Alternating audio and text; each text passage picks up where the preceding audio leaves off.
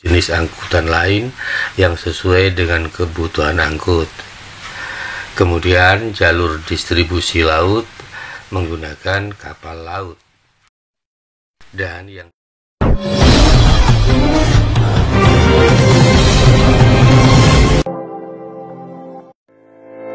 Assalamualaikum warahmatullahi wabarakatuh, sahabat pintar kelas 5. Jumpa lagi dengan Fat Pro Channel. Semoga kalian tetap sehat, tetap bahagia, dan selalu bersemangat. Kali ini kita akan belajar tentang tema 2, subtema 2 di pembelajaran keempat. Segera kita mulai pembahasannya.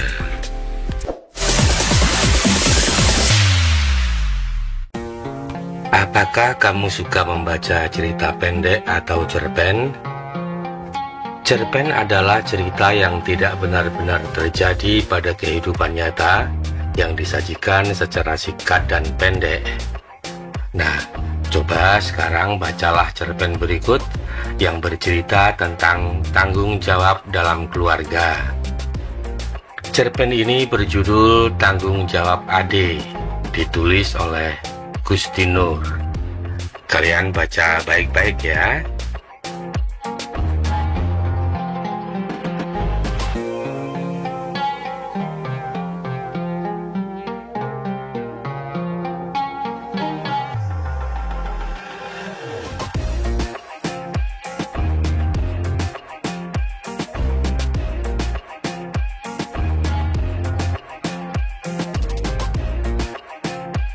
Nah, sekarang berdasarkan cerpen Tanggung Jawab Ade, jawablah pertanyaan-pertanyaan berikut. Pertanyaan pertama, siapa tokoh dalam cerpen Tanggung Jawab Ade? Tokoh dalam cerpen Tanggung Jawab Ade adalah Ade, Kak Nina, Ibu, Yova, Vina, Papa Yova, Bi Ici, dan Pak Adi. Nomor 2, berapa anggota keluarga Ade? Anggota keluarga Ade ada 5 orang, yaitu ayah Ade, ibu Ade, Kak Nina, Ade, dan adik bayi.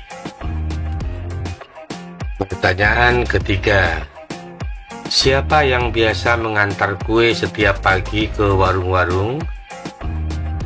Kak Nina yang biasa mengantar kue setiap pagi ke warung-warung. Nomor 4, apa yang terjadi pada Kak Nina? Kak Nina sedang sakit sehingga tidak bisa mengantarkan kue ke warung-warung.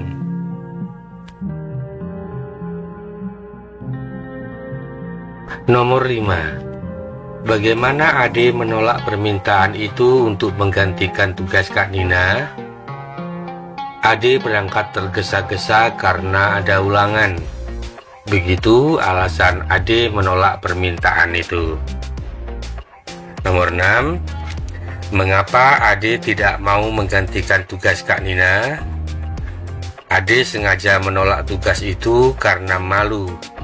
Ia tidak mau teman-temannya melihatnya naik sepeda sambil membawa keranjang kue. Nomor 7, di mana Ade menunggu sebelum berangkat ke sekolah? Sebelum berangkat, Ade menunggu di rumah Yova. Nomor 8, mengapa Ade merasa gundah saat berlangsung pelajaran di sekolah? Ade merasa gundah saat berlangsung pelajaran karena merasa bersalah dan khawatir Kak Nina bertambah parah sakitnya. Pertanyaan nomor 9, apa yang dilakukan Ade setiba di rumah kembali? Ade meminta maaf kepada Kak Nina dan mengatakan bahwa tidak ada ulangan. Dia merasa malu untuk menggantikan tugas Kak Nina mengantarkan kue-kue.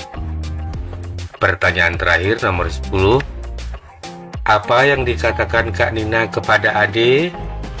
Kak Nina mengatakan agar Ade jangan menangis dan yang penting Ade sudah menyadari kesalahannya dan tidak akan mengulanginya lagi. Sebelum kita lanjutkan, buat kalian yang baru gabung, silahkan klik tombol like, subscribe, dan nyalakan lonceng notifikasinya. Sahabat pintar, sekarang kita akan belajar tentang pengaruh kegiatan ekonomi terhadap kesejahteraan masyarakat. Apa sajakah kegiatan ekonomi yang dilakukan sehari-hari? Kegiatan ekonomi meliputi kegiatan produksi, distribusi, dan konsumsi. Produksi adalah kegiatan menghasilkan barang untuk memenuhi kebutuhan hidup. Distribusi adalah kegiatan menyalurkan hasil produksi dari produsen ke konsumen. Sedangkan konsumsi adalah kegiatan menghabiskan atau mengurangi nilai guna barang dan jasa. Produksi adalah kegiatan menghasilkan barang untuk memenuhi kebutuhan hidup. Orang yang melakukan kegiatan produksi disebut produsen. Adanya proses produksi menyebabkan produsen memperoleh keuntungan. Selanjutnya, keuntungan tersebut digunakan untuk menjaga kelangsungan usaha dan memenuhi kebutuhan hidupnya. Sebagai contoh, seorang perajin mengolah tanah liat sebagai bahan baku untuk dijadikan beraneka macam gerabah. Gerabah yang sudah jadi kemudian dijual kepada konsumen untuk mendapatkan keuntungan. Perajin tanah liat ini disebut sebagai produsen. Kegiatan ekonomi berikutnya adalah distribusi. Distribusi adalah kegiatan menyalurkan hasil produksi dari produsen ke konsumen. Orang yang melakukan kegiatan distribusi disebut distributor. Kelancaran distribusi barang membutuhkan sarana transportasi dan akses yang memadai. Tujuannya agar hasil produksi dapat segera sampai ke konsumen dengan cepat dan tepat. Distribusi barang dilakukan melalui darat, laut, dan udara. Distribusi yang dilakukan melalui jalur darat dengan menggunakan truk atau jenis angkutan lain yang sesuai dengan kebutuhan angkut. Kemudian jalur distribusi laut menggunakan kapal laut. Dan yang terakhir adalah distribusi melalui udara dengan menggunakan pesawat kargo. Sarana transportasi ini sangat penting untuk kelancaran distribusi barang. Tujuannya agar hasil produksi dapat segera sampai ke konsumen dengan cepat dan tepat. Selanjutnya adalah konsumsi. Konsumsi adalah kegiatan menghabiskan atau mengurangi nilai guna barang dan jasa untuk memenuhi kebutuhan hidup. Orang yang melakukan kegiatan konsumsi disebut konsumen. Untuk mengonsumsi barang atau jasa, masyarakat mengeluarkan pengorbanan tertentu.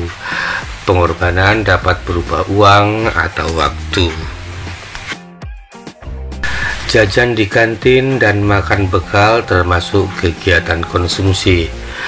Kegiatan yang dapat mengurangi nilai guna barang juga termasuk kegiatan konsumsi. Misalnya, kamu mengenakan seragam dan sepatu ketika sekolah.